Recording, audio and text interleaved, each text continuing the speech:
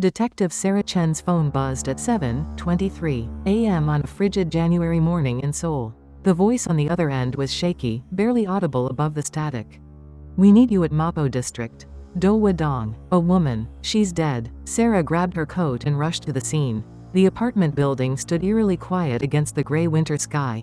Inside Unit 304, she found a tragedy that would haunt her for months. Dr. Michael Park, a 31-year-old pediatric resident, sat motionless in the living room, his scrubs still damp. His wife Emma lay submerged in their bathroom tub, her 9-month pregnant belly visible above the waterline. The scene looked peaceful, too peaceful.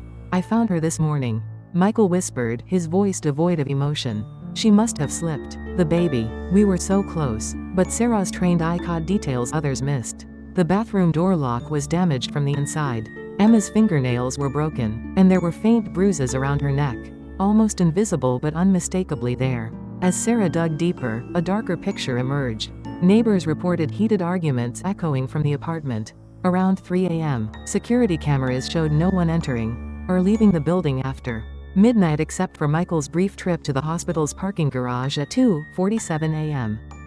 The medical examiner's report was damning. Emma had drowned, but not from an accident. The water in her lungs suggested she was unconscious before submersion. The neck bruises indicated strangulation. Michael maintained his innocence, claiming Emma had fallen while taking a late-night bath. But forensic evidence painted a different story, one of a marriage crumbling under pressure, a young doctor's career hanging by a thread, and a moment of rage that changed everything. In the interrogation room, Michael finally broke. The weight of his medical school debt, the pressure of his residency, Emma's constant complaints about their future, it all culminated in that terrible January night. She said she was leaving. He confessed, tears streaming down his face. "Taking the baby away from me. I couldn't let that happen. It was supposed to look like an accident." 9 months later, Michael Park was sentenced to 20 years in prison for the murder of his pregnant wife Emma and their unborn child. The case became a landmark in domestic violence prosecution in South Korea, highlighting the hidden dangers that can lurk behind closed doors. Detective Chen often thinks about that January morning, how a moment of silence in a bathroom revealed the loudest scream for justice she'd ever heard.